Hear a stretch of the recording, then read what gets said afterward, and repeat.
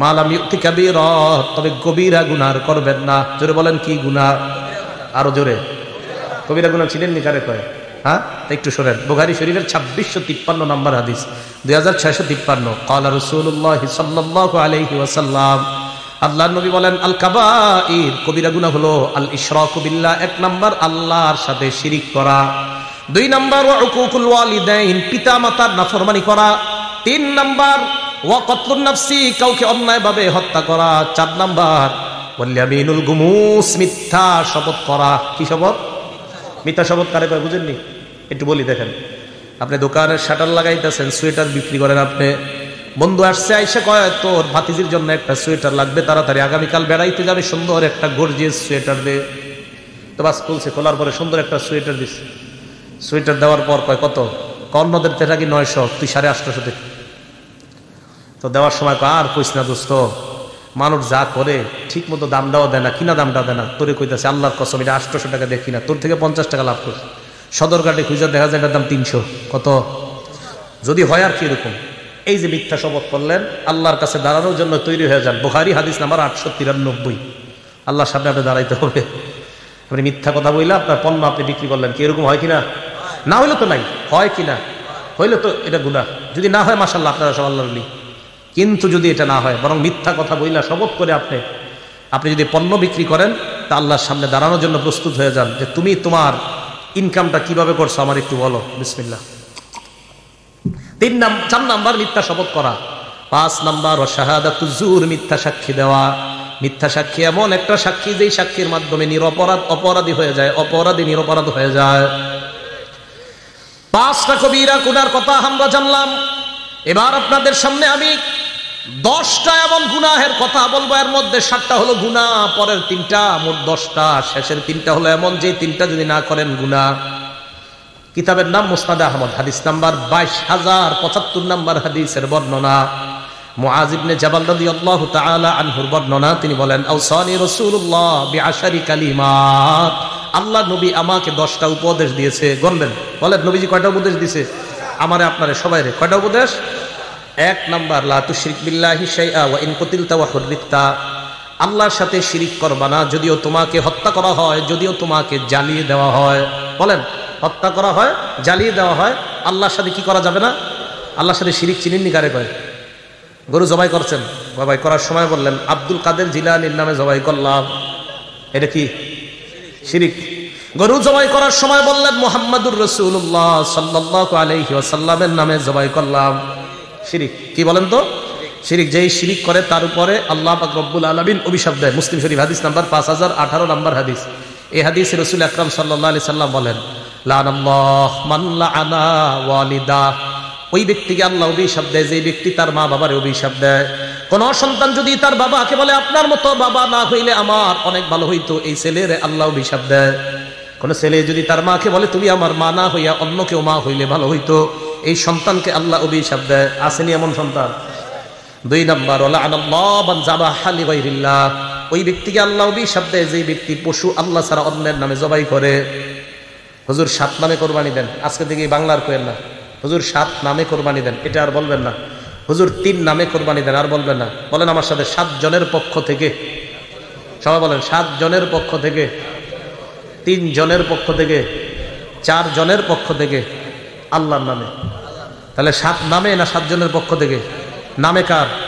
এই ভুলগুলা কোরবানির সময় আর করেন না। একজনে ছুরি নিয়ে দাঁড়ায় দেখো, হুজুর 7 নামে, আর বললেন না এটা, হুজুর 7 জনের পক্ষ থেকে, আল্লাহর নামে। মনে থাকবে তো? তো যেই ব্যক্তি আল্লাহ ছাড়া অন্য কারণে জবাই করে তার উপরে আল্লাহ অভিশাপ দেয়। 3 নাম্বার, ওয়ালাআনাল্লাহ মান গায়্যারা মানারাল আরদি, দেখেন তো এই অপরাধটা আপনাদের মাঝে আছে কিনা? যেই ব্যক্তি জমিন, অন্যের জমিন নিজের কবজায় নিয়ে নেওয়ার পর বলে ক্রয় সূত্রে এই জমির মালিক আরিফ বিন হাবিব, আছে? অন্যের জমিন সামান্য, এই সামান্য একটু জমিন যদি আপনার আয়াতে নিয়ে বাস লিখে দিয়েছেন, ক্রয় সূত্রে এই জমির মালিক হাজী মোহাম্মদ অমক, তার উপর আল্লাহ অভিশাপ দিতে থাকে। আল্লাহ 24 ঘন্টা তার উপর অভিশাপ চলতে থাকে। সে হজ করছে 50 বার, কয়বার? এই হজ করা অবস্থা অভিশাপ চলতেছে, আরেকজনের জমি মেরে হজ করতেছে। এই হলো 3 নাম্বার। 4 নাম্বার, লাআনাল্লাহু মান আওয়া মুহদিসা, যে ব্যক্তি কোন বেদাতিকে আশ্রয় দেয় ওই ব্যক্তিকে আল্লাহ অভিশাপ দেয়। আপনাদের এলাকায় সালাগাই দিয়ে এক ব্যক্তি ঘুরতেছে, হঠাৎ আপনারা মনে করলেন লোকটা সালাগাই দিয়ে কেন হাঁটতেছে, মনে হয় ভিতরে কিছু আছে। চিন্তা ভাবনা কইরা তারে আপনারা পীর বানায় দিয়ে এলাকার মধ্যে খানকা খুইলা দিলেন। আল্লাহ নবী কয় তোমার উপর আল্লাহ 24 ঘন্টা অভিশাপ দেয়, কারণ তুমি কেন বাটপারকে জায়গা দিলা। তাহলে শিরিক করা যাবে না। আবার আসেন আগের জায়গায় নবীর 10 উপদেশ মনে আছেনি, ওখান থেকে এই হাদিসে আসলাম। 1 নাম্বার, আল্লাহর সাথে শিরিক করবা না, যদিও তোমাকে হত্যা করা হয়, যদিও তোমাকে জ্বালিয়ে দেওয়া হয়। 2 নাম্বার, ওয়ালা তা'আক্কান্না ওয়ালিদাইকা ইন আমারাকা আন তাখরুজা মিন মালিকা ওয়া আহলিকা। তোমার মা বাবা যদি তোমাকে সম্পদ থেকে আলাদা করে দেয়, তোমাকে যদি ত্যায্য করে দেয়, মা বাবার নাফরমানি করবা না। ঘর থেকে বের করে দিছে, সম্পদ থেকে বের করে দিছে, তুই পাবি না সম্পদ, এরপরেও মা বাবার সাথে নাফরমানি করা যাবে না। এখন মা বাবা বের করবে কি, ছেলে মা বাবারে বের করে দেবে। 2 নাম্বার, তোমার মা বাবা যদি তোমাকে সম্পদ থেকে বের করে দেয়, ত্যায্য করে দেয়, তাও তুমি তোমার মা বাবার কি করবা না, নাফরমানি করবা না। 3 নাম্বার, এই 3 নাম্বারটা শুনেন, ওয়ালা তাতরুকান্না সালাতান মাকতুবাতান মুতাআম্মিদা। বলেন ইচ্ছাকৃতভাবে, বলেন 1 ওয়াক্ত ফরজ নামাজ ছেড়ে দিবা না। নবীজি বলেন ইচ্ছাকৃতভাবে 1 ওয়াক্ত ফরজ নামাজ ছেড়ে দিবা না। ফাইন্না মান তারাকা সালাতান মাকতুবাতান মুতাআম্মিদান, কেউ যদি 1 ওয়াক্ত ফরজ নামাজ ইচ্ছাকৃতভাবে ছেড়ে দেয়, ফাকাদ বারিআত মিনহু জিম্মাতুল্লাহ, আল্লাহর জিম্মা তার থেকে উঠে যায়, ওই বান্দার দায়িত্ব আর আল্লাহ নেয় না। যা তোর যা মন চায় কর। 1 ওয়াক্ত ফরজ নামাজ যদি কেউ, সবাই মন দিয়ে শোনেন, 1 ওয়াক্ত ফরজ নামাজ যদি কেউ ইচ্ছাকৃতভাবে ছেড়ে দেয়, তার থেকে আল্লাহ জিম্মা উঠায় নেয়, তোমার যা মন চায় করো, আমি তোমার দায়িত্ব নিচ্ছি না। ভাই কথাটা খুব খুব খুব কঠিন কথা, বালিশে মাথা লাগায় চিন্তা করেন। 1 ওয়াক্ত নামাজ ইচ্ছাকৃতভাবে ছেড়ে দিলে আল্লাহ কষ্ট পায় আপনার উপর, আল্লাহ রাগান্বিত হয়। যা তো যা মন চায় কর, তুমি দুনিয়ার সব পারলা, আর আমার জন্য নামাজটা পড়ার সময় তোমার যত অজুহাত, আমার কাপড় ঠিক নাই, আমার এই কাজ আছে সেই কাজ আছে। মুসলমান দুনিয়ার সব করতে পারে, নামাজের সময় হাজারো অজুহাত দাঁড় করায়। তো নবীজি বলছেন 1 ওয়াক্ত নামাজ যদি কেউ ইচ্ছাকৃতভাবে ছেড়ে দেয়, তার থেকে আল্লাহর যে একটা দায়িত্ব আছে এই বান্দার জন্য উঠে যায়, তো যা মন চায় কর। তাহলে 3 নাম্বার, ওয়াদা করা যায় 1 ওয়াক্ত নামাজ ইচ্ছাকৃতভাবে স্বেচ্ছায় সজ্ঞানে আর ছাড়বো না ইনশাআল্লাহ, আল্লাহ কবুল করেন। 4 নাম্বার, আল্লাহ নবী বলেন ওয়ালা তাশরাবান্না খামরা, মদ পান করবা না, গাঁজা খাইবা না, চিপায় চুপায় ইয়াবা টানবা না। কি টানবা না? ইয়াবা, গাঁজা চিপা চুপায় বৈশা গাঁজা টানা যাবে না, ইয়াবা টানা যাবে না, মদ পান করা যাবে না। ফাইন্নাহু রাসু কুল্লি ফাহিশা, মাদক সমস্ত অশ্লীলতার দরজা খুলে দেয়। 5 নাম্বার, ইয়াকা ওয়াল মাসিয়া, গুনাহ থেকে বাঁচাও, নাফরমানি থেকে বাঁচাও। ফাইন্না বিল মাসিয়াতি হাল্লা সাখাতুল্লাহ, নাফরমানির মাধ্যমে আল্লাহর গজব দুনিয়াতে নেমে আসে। নাফরমানির কারণে আল্লাহর গজব দুনিয়াতে আসে। আমাদের বাংলাদেশের লোকেরা কি কয় জানেননি, আল্লাহ আপনি করোনা না, আরো বেশি কিছু দেন, এরপরে আমরা নাফরমানি ছাড়বো না। আরো ভয়ঙ্কর কিছু দেন, আপনি যা মন চায় দেন, নাফরমানি ছাড়বো না। এর প্রমাণ এই গজবের পরেও আমাদের দেশে কিভাবে কোন দেশের নর্তুকি আইনা নাচানো হয়, যে আরো বড় গজব দেন, আপনি আরো বড় গজব দেন, সমস্যা নাই, আল্লাহ সমস্যা নেই। আর গজব যে আরো বড় আসবে, এটা আবু দাউদ শরীফের 4019 নম্বর হাদিসে নবী বলে দিয়েছে, গজব আরো আসবে, অপেক্ষা করেন।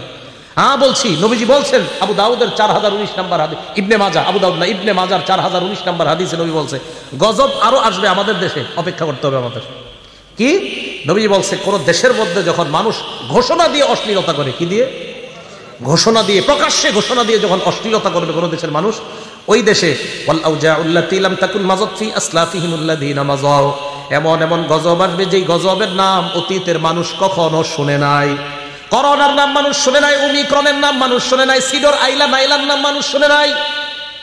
তাহলে একের পরে এক নামে, এমন নামে গজব আসবে যে নাম আগে দুনিয়াতে ছিল না। এই জন্য দেখেন করোনার কারণে কত কোটি কোটি মানুষ বেকার হয়ে গেল। এরপরে কিভাবে এমন গজবের কাজ করা হয় যে কাজের কারণে গজব আসে। আমি তো মনে করেছিলাম করোনার পরে আমাদের দেশে 90% মানুষ মনে হয় নামাজি হয়ে যাবে, তাদের ধ্যান ধারণা সব পাল্টায় যাবে, কিন্তু না, গজবের ইলেকট্রনিক মিডিয়া আমাদের এই যুব সমাজ সহ পুরা বাংলাদেশ সহ গোটা দুনিয়াটাকে ধ্বংসের দ্বার প্রান্তে নিয়ে গেছে। গজব আরো দেও আল্লাহ, সমস্যা নাই, আরো অপরাধ করবো আমরা, তুমি দেও যেমন চায়। মানুষের ভাবসাব এমন অপরাধের। ওয়াইয়াকা ওয়াল মাসিয়া, 5 নাম্বার নবীজি উপদেশ দিলেন, নাফরমানি করো না, নাফরমানির কারণে আল্লাহর গজব আসে। মুসনাদে আহমদ একটা কিতাবের নাম, এই কিতাবের 26,638 নম্বর হাদিসে নবীজি বলছেন, ইজা যহারাতিল মাআসি ফি কওমিন, কোন এলাকায় যখন নাফরমানি ব্যাপকভাবে হবে, আম্মাহুমুল্লাহু বিআযাবিন মিন ইনদিহি, ওই এলাকার ভালো খারাপ সবার উপর আল্লাহ গজব দিবে। ভালো খারাপ সবার উপর। সাহাবারা কয়, হুজুর ভালো মানুষের উপর কেন দিবে? নবীজি বলেন গজব আসবে যখন ভালো খারাপ দেখবে না, সবার উপর আসবে গজব। করোনায় ভালো মানুষ মারা গেছে না, ভালো মানুষ মারা গেছে, তাহলে গজব আসবে সবার উপর। নবীজি বলেন কিয়ামতের ময়দানে ভালো মানুষগুলাকে আল্লাহ আলাদা করে জান্নাত দিয়ে দিবেন। তো বলতেছিলাম 5 নাম্বার উপদেশ, নাফরমানি থেকে বাঁচো। 6 নাম্বার ওয়া ইয়্যাকা ওয়াল ফিরার মিনাজ যাহফি ওয়া ইন হালাকান নাস, জিহাদের ময়দানে সবাই যদি ধ্বংস হয়ে যায় তুমি জিহাদের ময়দান থেকে পলায়ন করবা না। 7 নাম্বার ইদা আসাবান নাস মাউতুন, কোন এলাকার মধ্যে যদি মহামারী লেগে যায় ওয়া আনতা ফীহিম ফাসবুত, ওই এলাকার মধ্যে যদি তুমি থাকো ওই এলাকা থেকে পালাবা না, ওই এলাকার মধ্যে তুমি অবস্থান করো। কোন এলাকায় মহামারী লাগছে ওই এলাকা থেকে তুমি পালাও না, সেখানেই থাকো। বিসমিল্লাহ। বিশ্ব স্বাস্থ্য সংস্থা ঘোষণা দিল, সারা পৃথিবীতে লকডাউন দিল, আর বলল কি যে যেখানে আছে সেখান থেকে যেন বের না হয়। এটা বিশ্ব স্বাস্থ্য সংস্থার ঘোষণা কিছুদিন আগে। আমাদের নবী 1500 বছর আগে বলে দিছে এই ঘোষণা।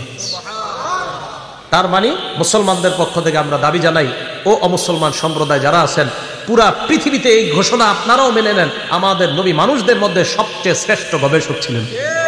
না হয় কিভাবে বলে দিলেন যেই দেশে মহামারী লাগবে সেখানেই থাকবে, সেখান থেকে বের হয়েও না। বিশ্ব স্বাস্থ্য সংস্থা এখন কইছে, আমাদের নবী 1500 বছর আগে। 7 নাম্বার যেখানে মহামারী লাগে সেখানে থাকো, বের হয়েও না। 8, 9, 10 নাম্বারটা মন দিয়ে শোনেন সব অভিভাবকরা। 8 নাম্বার ও আনফিক আলা ইয়ালিকা মিন তাওলিকা, তুমি তোমার সামর্থ্য অনুযায়ী সাধ্য অনুযায়ী পরিবারের উপর খরচ করবা। বেতন আপনার 15,000, আপনার সন্তান আপনার কাছে একটা মোবাইল চেয়েছে, মোবাইলের দাম 20,000। বেতন কত? মোবাইলের দাম কত? পরিবারে চালাবেন কিভাবে? এই সন্তান ওই বাবারে তখন সুদ নামক গুনাহে লিপ্ত করে। ওই বাবা তখন ছেলের দিকে তাকায় বাধ্য হয়ে ব্যাংক থেকে সুদ আনে। কি করবে? ছেলে কয় মোবাইল যদি না দাও আমি পড়াশোনা করবো না। কি কথাগুলো ঠিক না? তো সাধ্য অনুযায়ী তুমি তোমার পরিবারের উপর খরচ করো, এটা হলো 8 নাম্বার। 9 নাম্বার ওয়ালা তারফা আনহুম আসাকা আদাবা, তোমার পরিবারের উপর থেকে তুমি শাসনের লাঠি উঠাইবা না। পরিবারের উপর শাসনের লাঠি মানে আপনার বিবি যেন আপনাকে ভয়, এই ব্যাপারে যেন ভয় পায়, আমার স্বামী দুনিয়ার মধ্যে সবচাইতে ভালো, আমার স্বামীর মতো হাস্যোজ্জ্বল মানুষ নাই। তবে আপনার বিবি যেন অন্য মহিলাদেরকে এই কথা বলতে পারে, আমার স্বামী দুনিয়ার সব কিছুর সাথে আপোষ করতে রাজি, নামাজের সাথে আমার স্বামী কোনো আপোষ করবে না। নামাজ যদি না পড়ি আমার স্বামীর চাইতে কালো চেহারা আর কারো হবে না। বিবি আপনাকে নিয়ে যেন এটা বলতে পারে যে আমার স্বামী সব ছাড় দিবে, আমাকে বলবে একটু হাসি ঠাট্টা সব মানবে, কিন্তু নামাজ পড়বো না, আমার স্বামী আমার এই ছাড় দিবে না। এই ভয় প্রত্যেক বিবির মধ্যে যেন আপনার ব্যাপারে থাকে, এটা শাসনের লাঠি।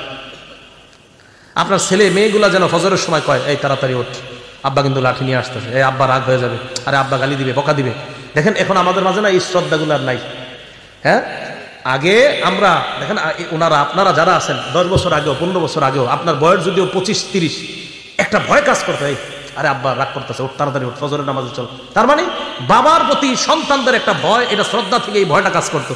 আমেরিকার বিশাল বড় লোক হয়ে যাওয়ার পরেও সন্তান বাবার সামনে যখন আসতো একদম বিড়ালের মতো নিচে দিয়ে তাকায় দেয়, কারণ আমার সামনে যিনি উনি আমার বাবা, আমি তার সন্তান। এই শ্রদ্ধাবোধগুলা নাই। জানেন কেন নাই? এই মিডিয়া, এই মোবাইল আমাদের বাবা আর সন্তানের এই শ্রদ্ধার সম্পর্ক নষ্ট করে দিচ্ছে। কেন জানেন? বাবা সন্তান স্ত্রী একসাথে বৈশা সিনেমা দেখে যে ঘরের মধ্যে, আপনি বলেন ওই সন্তান ওই বাবাকে কিভাবে শ্রদ্ধা করবে? করবে না। তাহলে 9 নাম্বার, সন্তান পরিবারের উপর থেকে শাসনের লাঠি বুঝে আসছে সবার। আপনার সন্তানরা যেন এই ভয় থাকে, এই শোন তাড়াতাড়ি নামাজে চল, নামাজে না গেলে আব্বা কিন্তু জি রাগ করবে। এই ভয় সন্তানদের মাঝে থাকাটা, এটা হলো শাসনের লাঠি। 10 নাম্বার ওয়া আখিফুম ফিল্লাহি আযজা ওয়া জাল, তোমার পরিবারকে তুমি সব সময় আল্লাহর ব্যাপারে ভয় দেখাও। পরিবার যেন গুনাহ দিকে ধাবিত না হয়, তাদেরকে বলো মরণের পর 2টা ঠিকানা, একটা হলো জান্নাত আর একটা হলো জাহান্নাম। আমি আবার বলি একবারে, আপনারা দেখেন একটু মনে রাখতে পারেন কিনা। 1 নাম্বার আল্লাহর সাথে শিরিক করা যাবে না। 2 নাম্বার মা বাবার সাথে নাফরমানি করা যাবে না। 3 নাম্বার ফরজ নামাজ ইচ্ছাকৃতভাবে ছেড়ে দেওয়া যাবে না। 4 নাম্বার মাদক পান করা যাবে না। 5 নাম্বার আল্লাহর নাফরমানি করা যাবে না। 6 নাম্বার জিহাদ যদি কখনো ফরজ হয়ে যায় জিহাদের ময়দান থেকে পলায়ন করা যাবে না। 7 নাম্বার মহামারী কবলিত এলাকায় থাকলে ওই এলাকা থেকে পলায়ন করা যাবে না। 8 নাম্বার সাধ্য অনুযায়ী পরিবারের উপর খরচ করা। 9 নাম্বার পরিবারের উপর থেকে শাসনের লাঠি না উঠানো। 10 নাম্বার পরিবারকে আল্লাহর ব্যাপারে ভয় দেখানো। টানলে ঘরে টানায় রাখবেন, এগুলা কাজে লাগবে। আমাদের নবীজির উপদেশ তো খুব কাজে লাগবে। দেখবেন খুব কাজে লাগবে যে আমাদের নবীর উপদেশ এগুলা, তখন আপনার ভিতরে একটা শ্রদ্ধা কাজ করে। আমি আরিফ বিন হাবিবের উপদেশ না, এগুলা নবীজির উপদেশ। এগুলো রাসূল আকরাম সাল্লাল্লাহু আলাইহি সাল্লাম আমাদেরকে বলছেন। বলেন দামি কথাগুলো না, আল্লাহ আমাদেরকে আমল করার তৌফিক দান করেন। বলেন তো কোত্থেকে আসছে এই জায়গায়? মুসলিম শরীফের 431 নম্বর হাদিস, যে হাদিসে হযরত উসমান বলছে নামাজ পড়লে সব মাফ, কবিরা গুনাহ করা যাবে না। এখান থেকে এই কবিরা গুনাহগুলো জানলাম আমরা।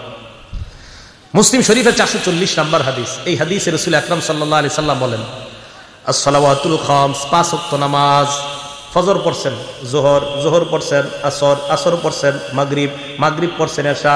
দেখেন নামাজ ফাঁকা, নামাজ ফাঁকা, নামাজ ফাঁকা, নামাজ ফাঁকা। মাঝখানে আপনার কিছু ভুলভ্রান্তি হয়ে গেছে, পরের নামাজটা পড়ার কারণে আগের গুনাহগুলো মাফ। বুঝে আসছে না সবার? এবার আল্লাহ নবী বলেন ওয়াল জুমাআতু ইলাল জুমাআত, এক জুমা থেকে আরেক জুমা, মাঝখানে তুমি সালাত আদায় করছো, সব করছো, এরপরেও কিছু গুনাহ তোমার রয়ে গেছে, এখনো মাফ হয় নাই। 5 ওয়াক্ত নামাজও পড়ছেন, সব করছেন, এরপরে আল্লাহ কয় ঠিক আছে, আছে তো এখনো তোর সুযোগ, জুমার নামাজটা আদায় করলেন, আগের ওই নামাজও পড়ছেন, সব করছেন, এরপরেও কিছু গুনাহ এখন আটকে আছে। আল্লাহ নবী বলেন জুমা পড়লা, আগের গুনাহগুলো মাফ। করতে করতে আপনার বছর শেষ হয়ে গেছে, রমাদান হইলা রমাদান, এক রমজান থেকে আরেক রমজান এসে গেছে, মাঝখানে আপনি নামাজ ছাড়েন নাই, জুমাও ছাড়েন নাই, সব আপনি করছেন, এরপরে আপনার কিছু অপরাধ এখনো জুইলাস। নামাজ পড়ছেন, অপরাধ তো অনেক মাফ হয়েছে, জুমা পড়ছেন মাফ হয়েছে, কিন্তু এখনো কিছু আছে। আল্লাহ নবী কয় রমজান মাস পাইলা, সুন্দরভাবে রমজান আদায় করো, আগের এক বছরের সব মাফ।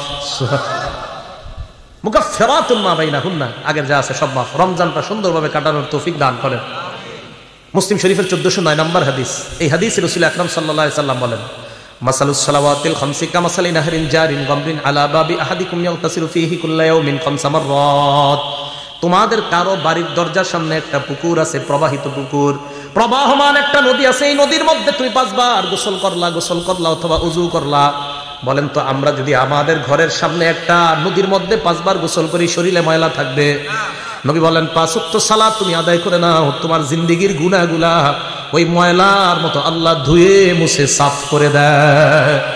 আচ্ছা আরেকটা বর্ণনা আপনাদের শোনাই, নাম ফাতহুল বারি, 4 নম্বর খণ্ড, 344 নম্বর পৃষ্ঠা। তবে এই ফাতহুল বারির লেখকের নাম ইবনে রজব। আব্দুল্লাহ ইবনে মাসউদ রাদিয়াল্লাহু তাআলা আনহু বলেন তাহতারিকুনা, গুনাহের আগুনে তোমরা জ্বলতেছো।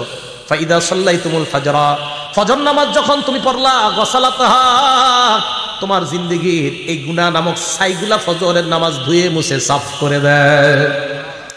এবার কি করে দেখেন, সুম্মা তানামুনা, এরপর তোমরা ঘুমাইবা, ঘুমানোর পর ফালা ইউক্তাবু আলাইকুম হাত্তা তাস্তাইফিজুন, ঘুমানোর পর তোমরা ফজর নামাজের আগ পর্যন্ত ঘুমাইলা, উঠার পর ফজরের সালাত আদায় করলা, আর তোমার আমল নামায় কোনো গুনাহ লেখা হয় না। কেন লেখা হয় না জানোনি? তুমি এশা পড়লা, উইঠা আবার ফজর পড়লা, মাঝখানে ঘুমাইলা, এই ঘুমের মধ্যে তুমি কাটাইলা, আল্লাহ তোমাকে ইবাদতের মধ্যে গণ্য করে নেয়। এটা জানেননি আপনারা? ফজর নামাজ যদি জামাতে পড়তে পারেন তাহলে তো আরো ঘটনা কি, এশার নামাজ জামাতে পড়ছেন, ফজর নামাজও জামাতে পড়ছেন। বলেন এশা কিসে পড়ছেন? জামাতে। ফজরও ক্বালা রাসূলুল্লাহ সাল্লাল্লাহু আলাইহি ওয়াসাল্লাম, আল্লাহ নবী বলেন মান সাল্লাল ফাজরা মান সাল্লাল ইশা আবি জামাআ, কোন ব্যক্তি যদি এশার নামাজ জামাতের সাথে আদায় করে, আদায় করার পর ওই ব্যক্তি ঘুমাইলো, আল্লাহ নবী বলেন ফাকান্নামা কামা নিসফাল লাইল, হাত উঠানো দরকার নাই। আজকে যারা এশার নামাজ জামাতের সাথে আদায় করছেন, আপনারা একটু পরে ঘুমায় যাবেন, আল্লাহ নবী কয়েশার নামাজ জামাতে আদায় করছেন, অর্ধেক রাত দাঁড়ায় দাঁড়ায় ইবাদত করলে যেই সওয়াব, আপনি ঘুমের মধ্যে ওই সওয়াব পেয়ে যাবেন। এরপর আপনি ওইটা ফজরের নামাজ জামাতে আদায় করলেন, বলেন ইনশাআল্লাহ। আগামীকাল যদি আপনারা সবাই ফজরের নামাজটা জামাতে আদায় করেন, নবী বলেন ফাকাদ নামাজ সাল্লাল লাইলা কুল্লাহ, সারা রাত নামাজের সওয়াব পেয়ে যাবেন। মুসলিম শরীফের হাদিস, 1377 নম্বর হাদিস। তাহলে নামাজ যদি আমরা পড়ি, এশা পড়ে যদি ঘুমাই, আর উইঠা যদি ফজর পড়ি, বলেন ঘুমও ইবাদতে গণ্য করে নিবেন কে? কি পড়বো তো ইনশাআল্লাহ। তাহলে 7 নাম্বার, নামাজ পড়লে গুনাহ মাফ করে দেয় আল্লাহ। 8 নাম্বার, নামাজ পড়লে আমার আপনার মর্যাদা আল্লাহ বাড়ায় দেয়। মুসলিম শরীফের 480 নম্বর হাদিস, নবীজির গোলাম সাওবান রাদিয়াল্লাহু তাআলা আনহুর কাছে এক ব্যক্তি আসছে। আসার পর প্রশ্ন করলেন, আমাকে এমন একটা আমলের ব্যাপারে বলো যে আমলটা করলে আমাকে আল্লাহ জান্নাত দিবেন। 3 বার এই প্রশ্ন করছে। 3 বার এই প্রশ্ন করার পর নবীজির গোলাম বললেন সালতু আন যালিকান নবী সাল্লাল্লাহু আলাইহি ওয়াসাল্লাম, আমি আল্লাহ নবীকে এই প্রশ্নটা করেছিলাম মর্যাদা কিভাবে বাড়ে। নবীজি জবাব দিলেন আলাইকা বিকাসরাতিস সুজুদ, তুমি বেশি বেশি সিজদা দিবা, নামাজ যত পড়বা তত তোমার সিজদা হবে। ফাইন্নাকা লা তাসজুদু লিল্লাহি সাজদা, আপনি যখন একটা সিজদা দেন, ইল্লা রাফাকাল্লাহু বিহা দারাজা, এই এক সিজদায় আপনার মর্যাদা বেড়ে যায়। আবার সিজদা দিলেন আপনার গুনাহ মাফ হয়ে যায়। এক সিজদা দিলে মর্যাদাও বাড়ে, গুনাহ মাফ হয়। আরেক সিজদা দিবেন, আবার মর্যাদা বাড়ে, আবার গুনাহ মাফ হয়। এবার আপনাদের কাছে আমি জানতে চাই, নবীর কাছাকাছি জান্নাতে কারা থাকতে চান? আসলে থাকতে চান? হাত নামান। এটা হলো 9 নম্বর উপকারিতা। নামাজ পড়লে নবীর কাছে থাকতে পারবেন। দলিল মুসলিম শরীফের 481 নম্বর হাদিস। নবীজির সাহাবা নাম মনে রাখবেন, রবিআ ইবনে কাব। বলেন কি নাম? রবিআ ইবনে কাব বলেন, কুনতু আবিতু মা রাসূলিল্লাহি সাল্লাল্লাহু আলাইহি ওয়াসাল্লাম, আল্লাহ নবীর সাথে আমি রাত্রি যাপন করলাম। রাতের বেলা আল্লাহ নবীর ওযুর পানি আমি এনে দিলাম, আর নবীর প্রয়োজনীয় জিনিসগুলো আমি এনে দিলাম। নবীকে আমি ওযুর পানি দেওয়ার পর আল্লাহ নবী আমাকে বললেন, সাল, এই মেয়ে আমার কাছে কিছু চাও। সাহাবা বলেন, নবীজি আমারে বললেন আমার কাছে কিছু চাও, যা চাইবা তাই দিব, চাও। সুবহানাল্লাহ। আচ্ছা, আমি আর আপনি হইলে কি চাইতাম বলেন তো? আপনাদের কথা কি? আমি হইলে মনে করতাম যে একটা বাড়ি টাড়ির ব্যবস্থা করে দেন, এরকমই। দেখেন আমাদের নবীজি সাহাবা কত বুদ্ধিমান। উনি বললেন, ইয়া রাসূলুল্লাহ ইন্নী আসআলুকা মুরাফাকাতাকা ফিল জান্নাহ, আমি জান্নাতে আপনার সাথে থাকতে চাই। এই তুমি কি কও? কই যে এটাই চাই। নবীজি কয়, আওয়া গায়রা যালিকা, এছাড়া আর কিছু চাও না? না, এটাই চাই, আমি জান্নাতে আপনার সাথে থাকতে চাই। নবীজি বললেন, ফাআইন্নী আলা নাফসিকা বিকাসরাতিস সুজুদ, তাহলে বেশি বেশি সিজদা করো, নামাজ পড়ো। যত বেশি নামাজ পড়বা জান্নাতে আমার তত কাছে থাকবা। তাহলে আশিক রাসূল পাওয়া গেল। নামাজ পড়লে আশিক রাসূল, নামাজ বেশি পড়লে তাকে আশিক রাসূল বলা হবে। আবার বলছি, যে যত বেশি নামাজ পড়বে সে তত বেশি নবীকে মহব্বত করবে। যে যত বেশি নামাজ পড়বে সে দাবি করতে পারবে আমি তত বেশি আশিক রাসূল। আর যে নামাজ পড়বে না, নামাজ না পড়ে শুধুমাত্র লাফায় আর চিল্লাচিল্লি করে আর দাবি করে আমি নবীকে মহব্বত করি, সে আশিক রাসূল না আশিকে শয়তান। নামাজ পড়তে হবে, নামাজ ছাড়া যাবে না। আপনি চিন্তা করেন, একদিনও নামাজ পড়ে না, বছরে একটা অনুষ্ঠান করে লাফায় আর আমার ভিতরে নবীর প্রেম আছে। আরে তাহলে বলেন তো, আশিক রাসূল কি নামাজ ছেড়ে দিলে হবে না নামাজ পড়লে? নবীজির কাছে থাকা যাবে নামাজ ছাড়লে না পড়লে? আমি এটা যে মানি, আমার মন চাই এই হাদিসটা আমি পুরো বাংলাদেশের ঘরে ঘরে গিয়ে বলি যে নামাজ পড়লে আশিক রাসূল হয়, নামাজ না পড়লে হয় না। এই যে নবী বলছেন, মুসলিম শরীফের 481 নম্বর হাদিস, নবী বলছেন যে তুমি যত সিজদা করবা জান্নাতে আমার তত কাছে থাকবা। আমি আপনি বলতেছি না, নবীর প্রেম যত থাকবে তত জান্নাতে। নামাজ পড়ি আর না পড়ি, নাউজুবিল্লাহ। আমার নবী কয় না, যত বেশি নামাজ পড়বা তত বেশি তোমার মাঝে আমার মহব্বত পয়দা হবে আর তুমি তত কাছে আমার জান্নাতে থাকবে। নবী বলে একটা, আমি আপনি স্লোগান দিয়ে আরেকটা, কিভাবে হবে? এগুলো 9 নম্বর কথা, নামাজের উপকারিতা। যত বেশি নামাজ তত নবীর কাছে জান্নাতে। 10 নম্বর, আপনারা আজকে এশার নামাজে হাইটা হাইটা মসজিদে গেছেন কারা? দেখি এবার হাত তোলেন, সমস্যা নেই। হাইটা হাইটা গেছেন না মসজিদে? হাত নামান। হাইটা যারা মসজিদে গেছেন, মুসলিম শরীফের 1407 নম্বর হাদিস, ক্বালা রাসূলুল্লাহ সাল্লাল্লাহু আলাইহি ওয়াসাল্লাম, আল্লাহ নবী বলেন, মান তাতাহহারা ফি বাইতিহি, যে ব্যক্তি ঘরে ওযু করে। তাহলে একটা সুন্নাত যদি পারেন পালন করেন, পারেন যদি, ওযুটা ঘরে করবেন। করার পর এরপর আপনি ঘর থেকে বের হলেন, এই যে দরজা দিয়ে এই যে বাহিরে পাটা রাখছেন, মসজিদে যাবেন। কানাত খতওয়াতা, আপনার 2 পা 2 ভাগ হবে আল্লাহর কাছে। কিভাবে? প্রথম আপনি পাটা রাখলেন, তাহুত্তু খতিয়া, পা রাখার সাথে সাথে আপনার গুনাহ মাফ। এরপর আল উখরা তারফাউ দারাজা, আরেকটা পা রাখলেন, আপনার মর্যাদা বাড়ছে। তাহলে নামাজের দিকে যদি আপনি যান, সুম্মা মাশা ইলা বাইতিন মিন বুয়ুতিল্লাহ, আপনি যদি ওযু করার পর আল্লাহর কোন ঘরের দিকে রওনা করেন, এক পা ফালাইবেন গুনাহ মাফ, আরেক পা ফালাইবেন মর্যাদা বেড়ে যায়। তাহলে যত বেশি হাইটা মসজিদে যাবেন তত সওয়াব। এক সাহাবা অনেক দূর থেকে মসজিদে আসতো, অন্যান্য সাহাবারা কয়, মিয়া তুমি একটা বাহন কিনতে পারো না, বাহন দিয়ে আসবা? কয় না, নবীজি বলছে যত হাইটা আসবো তত সওয়াব, তাই আমি বাহন কিনি না। কয় মিয়া তুমি মসজিদের আশেপাশে ঘরটা বানাইতে পারো না? কয় না, নবী বলছে যত দূর থেকে আসবো তত বেশি সওয়াব। তাহলে 10 নাম্বার, যত বেশি হাইটা আমরা মসজিদে যাব তত বেশি সওয়াব। 11 নাম্বার, মসজিদে সকাল সন্ধ্যা কয়বার যাই আমরা? বলেন কয়বার যাই? 5 বার। বুখারী শরীফের 662 কত হয়? 600। আমি আবার এটা করাই প্রত্যেক মাহফিলে। এটি বলাই কেন জানে? চা স্টলের সামনে আমরা গিবত শেখাত না করে এমনি ঘুমু। হুজুর কালকে 662 কইছে, কয় কি? বুখারী শরীফের 662 নাম্বার। আমি চাইতেছি আমাদের মুসলমানদের কথাবার্তাগুলো এরকম হয়ে যাক, চা স্টলের সামনে বৈশা গিবত শেখায়তের পরিবর্তে এগুলা হোক যে বুখারী শরীফের হুজুর শিখাইছে 3-3-3-1 3331 নাম্বার হাদিস। কই জায়গায় কি কইছে? কই জায়গায় বলছে ইস্তাউসু বিন নিসা, মহিলাদেরকে খালি ওয়াজ করো, পিটাইও না, খালি ওয়াজ করো, ওয়াজ করো। সুবহানাল্লাহ। আবু দাউদ শরীফের 3-3-1 3331 নাম্বার হাদিস। কইতে সুন্দর লাগে না কথাগুলো? ওইখানে আবার কি কইছে? কই জায়গায় বলছে এমন একটা সময় আসবে যে সময় সবাই মিছিল দিয়ে সুদ খাবে, কেউ বাকি থাকবে না। ডাইরেক্ট যদিও না খায়, সুদের হাওয়া সবার গায়ে লাগবে। নবীজি বলছেন এরকম 3370 নাম্বার হাদিস বুখারী শরীফের। ওখানে আবার কি? ওখানে নবী দুরূদ শিখাই দিয়েছে। কোন দুরূদ? যেটা নামাজে পড়ি, সুবহানাল্লাহ, আল্লাহুম্মা সাল্লি আলা মুহাম্মাদি ওয়া আলা আলি মুহাম্মাদ। এই বিষয়গুলো আমি চাইতেছি মুসলমানদের মুখে মুখে চাই স্টলের সামনে এইগুলো আলোচনা হোক, গীবত শেখায়ত না হোক। তো বলতেছিলাম বুখারী শরীফের 662 কত হয়? 600 বলেন না একটু, আমরা আলোচনা করি। 662 কত হয়? 662।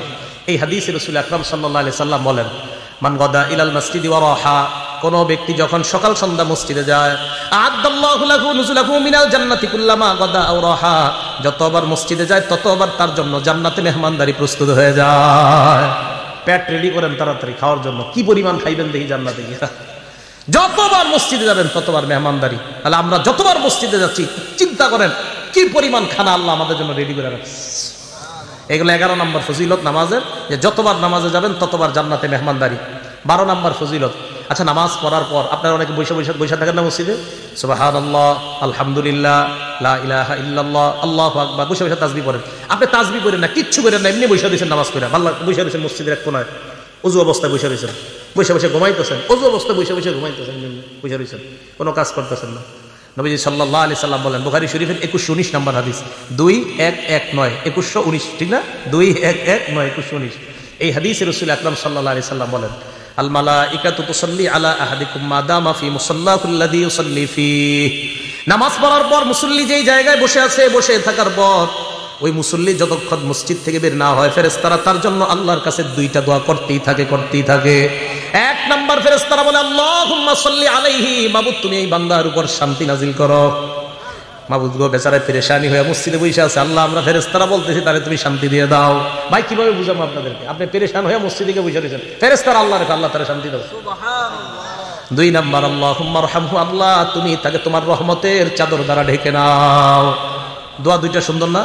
তাহলে অস্থির কাজ করতেছে, পেরেশানিতে আছেন, মসজিদে নামাজ পড়ে একটু বসে থাকেন, আর মনে মনে ভাববেন যে হুজুরে বুখারী শরীফের দলিল দিয়ে বলছে আমি মসজিদে যতক্ষণ বসে থাকবো আমার পেরেশানি দূর হওয়ার জন্য ফেরেশতারা দোয়া করে। এগুলো 12 নম্বর উপকার। 13 নম্বর, মসজিদে যায় দেখছেন আপনাদের এলাকায় জোহর কয়টায়? 1:30 না 101টায়? আচ্ছা 101টা ধরে নিই আমরা। মসজিদে গেছেন আপনি, যাওয়ার পরে সুন্নত করে দেখতেছেন 20 মিনিট বাকি আছে, বসে রয়েছেন, কোনো কাজ নাই। এই যে আপনি বসে রয়েছেন, আরো 20 মিনিট বসে থাকবেন, আপনি এমনি বসে রয়েছেন, অটোমেটিক গাছের পাতার মতো আপনার গুনাহ জোরে পড়তেছে। দলিল মুসলিম শরীফের 475 নম্বর হাদিস, ক্বালা রাসূলুল্লাহ সাল্লাল্লাহু আলাইহি ওয়াসাল্লাম, আল্লাহ নবী বলেন, আমি কি তোমাদেরকে এমন 3টা আমলের কথা বলবো না, যে 3টা আমল করলেই তোমাদের গুনাহ অটোমেটিক মাফ হইতে থাকে।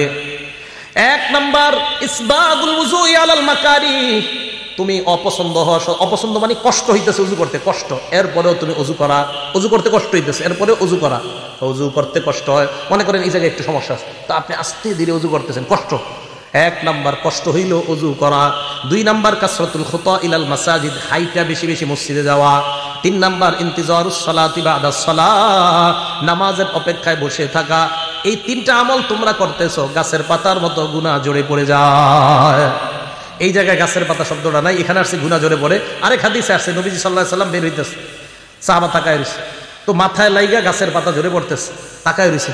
নবীজি বলেন, কি ব্যাপার, আশ্চর্য হইতেছো, গাছের পাতা পড়তেছে? এই গাছের পাতাগুলো যেইভাবে পড়ে নামাজ পড়বা, এইভাবে তোমার গুনাহগুলো ঝরে পড়ে যায়।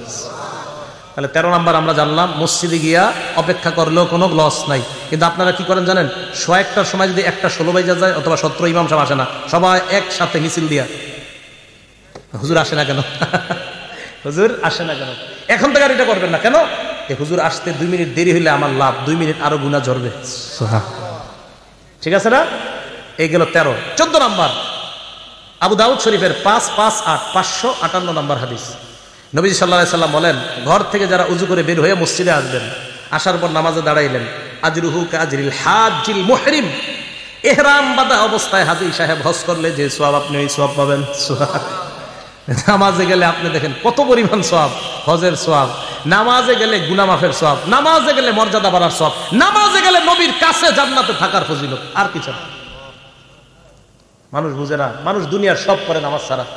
বিশ্বাস করেন আমাদের সব সুন্দর নামাজ ছাড়া। আমরা যারা নামাজ পড়িও নামাজটা সুন্দর হয় না আমাদের। আমি আপনাদেরকে বলছি বুখারী শরীফের 757 নম্বর হাদিস দিয়া, নামাজটা যেন খুব ধীরস্থিরতার সাথে সুন্দরভাবে হয়, হবে না ইনশাআল্লাহ? অনেক সময় হয়ে গেল। 15 নম্বর উপকারিতা, এটা কিতাব আল জামিউস সগীর বা সহিহুল জামে 445 445 নম্বর হাদিস। এই হাদিসে আসছে, দেখেন কি মজার হাদিস। আপনারা যারা মসজিদে নামাজ পড়তে যান, যাওয়ার পর এরপরে বাসায় ফিরে আসার আগ পর্যন্ত কানা ফিস সালাতি হাত্তা ইয়ারজিআ, বাসায় ফিরে আসার আগ পর্যন্ত ওই ব্যক্তি নামাজে থাকলে যে সওয়াব, বাসায় যাওয়ার আগ পর্যন্ত অন্য গুনাহ করেন না, এদিক সেদিক টিভিতে দাঁড়ায় না, নামাজে গেছেন আবার বাসায় চলে গেছেন, আল্লাহ আপনাকে বাসায় যাওয়ার আগ পর্যন্ত সওয়াব দিতেই থাকে। লস আছে নাই? আল্লাহ পাক রব্বুল আলামিন যে কথাগুলো শুনলাম বললাম, আমাদেরকে আমল করার তৌফিক দান করেন। আপনারা কম মানুষ হওয়া সত্ত্বেও আমি আলোচনা অনেক বেশি করছি, অথচ আমি অনেক মানুষের মাঝেও 65 মিনিটের বেশি আলোচনা করি না, কিন্তু কেন জানি করে ফেলছি। আল্লাহ পাক রব্বুল আলামিন আমাদের সকলকে যা শুনলাম বললাম, ভাইও আমরা নামাজি হয়ে যাই। আজকে একজন নামাজি হয়ে যান, মানুষ কম বেশি কোনো ব্যাপার না, একজন নামাজি হয়ে যান, মাহফিল কবুল, মাহফিল কবুল হয়ে যাবে। নামাজি হয়ে যান, মাহফিল কবুল। নামাজি হয়ে গেলে মাহফিল কবুল। 1 লক্ষ মাহফিলের মাঝে শ্রোতা, 1 লক্ষের মাঝে যদি 5 জন নামাজি নতুন করে হয়, ওই মাহফিল কবুল। কিন্তু 1 লক্ষ মানুষ হয়ে যদি একটা মানুষও নামাজি না হয়, একটা মানুষ নতুন করে যদি সুদ না ছাড়ে, একটা মানুষ যদি ওই মাহফিল হেদায়েত না হয়, তো বলেন সেই মাহফিলের কি মূল্যটা থাকে? এই জন্য ভাই, এই মাদ্রাসা কর্তৃপক্ষ মাহফিলের আয়োজনটা করছে, অন্তত আপনারা যে মাহফিলের আয়োজন কেন এই নিয়তে আয়োজন করা হয়, মানুষ যেন হেদায়েতি কিছু কথা শোনে। আমি আমার আমলের জন্য আপনাদেরকে কিছু কথা বললাম। আমি নামাজের ওয়াজটা যখন আমার নিজের মধ্যে বেশি প্রয়োজন, তখন নামাজের ওয়াজ করা। আমরা যারা সফর করি, সফরের মাঝে দেখা যায় আমাদের নামাজ একটু দেরি হয়ে যায়, কষ্ট লাগে, আহারে অনেক সময় জেমে পড়ে থাকার কারণে তখন দেখা যায় জামাতে নামাজ পড়া হয় না। কত নিয়ত করছি আজকে এশার নামাজটা জামাতে পড়বো, বিশ্বাস করেন এক জায়গায় দাঁড়াইছি, দাঁড়ানোর পর দেখলাম নামাজটা শেষ হয়ে গেছে। এরপরে আসলাম আপনাদের ওইদিকে একটা মসজিদ, ওখানেও দিকে নামাজ শেষ। আরেক জায়গায় থামাইলাম, ওখানেও নামাজ শেষ। ভাবলাম 15তে জামাত, গিয়ে দেখি না ওই জায়গায় জামাত হয়ে গেছে 8টায়। আরেক জায়গায় ভাবলাম 15তে জামাত, এখানে এসে দেখি না ওখানে 8টা হয়ে গেছে। আরেক জায়গায় ভাবলাম ওখানে গিয়ে 15তে পাবো, সেখানে আসতে আসতে 8:30 বেজে গেছে। তো এইভাবে দেখেন সফরের মধ্যে অনেক সময় এইগুলো মেনটেন করা কষ্টকর হয়ে যায়। তো আমি চিন্তা করলাম এরকম হইতেছে কেন, মানে নামাজের ওয়াজ করা দরকার। তাই আজকে আপনাদের নামাজের ওয়াজ করলাম, আমার মাঝেও নামাজের গুরুত্বটার জন্য বেড়ে যায়। কেন জামাত পাইলাম না, কেন জামাত পাইলাম না? নিশ্চিত কোনো অবহেলা আছে, তাই জামাত পাইনি। অবহেলা না থাকলে আল্লাহ পাওয়াই দিত। কোনো সমস্যা আছে অবশ্যই, না হয় অন্য দিন তো আমরা পাই, অন্য জায়গায় তো জামাত পাই, কেন মাঝে মাঝে এরকম পাই না? তো বুঝি যে কোনো গুরুত্বহীনতা, অবহেলা হচ্ছে কোথাও। তাই জন্য আমার দরকার সর্বপ্রথম ভাই, আমরা সবাই নামাজি হয়ে যাই। 1 ওয়াক্ত নামাজ ছাড়েন না, 1 ওয়াক্ত নামাজ কাজা করবেন না, 1 ওয়াক্ত নামাজ কাজা করবেন না। বাবা লাগেন, ভাই লাগেন, স্টেজে আসেন, পায়ে ধরতে বলেন, তাও ধরতে রাজি আছে। নামাজ ছাড়েন না, দুনিয়ার সব কিছুর সাথে আপোষ করেন, নামাজের সাথে আপোষ করেন না। 1 ওয়াক্ত নামাজ ছাড়েন না। বিশ্বাস করেন, নামাজ যদি আপনি ছেড়ে দেন, আল্লাহ আপনি নামাজ ছেড়ে দিলে আর কবে আপনি আল্লাহরে রাজি করবেন বলেন? আপনি আল্লাহ, যে আল্লাহ আপনারে বানাইলো, আল্লাহ বললেন 5 ওয়াক্ত নামাজ। দেখেন তাবলিগওয়ালা সাথী ভাইয়েরা দাওয়াত দিতে গেলেই বলে লুঙ্গির একটু সমস্যা আছে, আপনি যান পরে আসতেছে। 7 দিন দাওয়াত দেয়, তাও একই কথা বলে পরে আসতেছে। সব কিছু তার রেডি আছে। একটু ভাবেন তো, আপনার যদি গিয়ে বলতো 1 প্যাকেট বিরিয়ানি দেওয়া হবে, কেউ হাসবেন না। আপনাকে নামাজের কথাটা বললে আপনি বলেন একটু পরে আসতেছে। আপনি একটু সত্যি করে বলেন যে আপনাকে একটা বিরিয়ানির কথা যদি বলতো, কাচ্চি দেওয়া হবে 1 প্লেট, ঠিকই আপনি চলে আসতেন।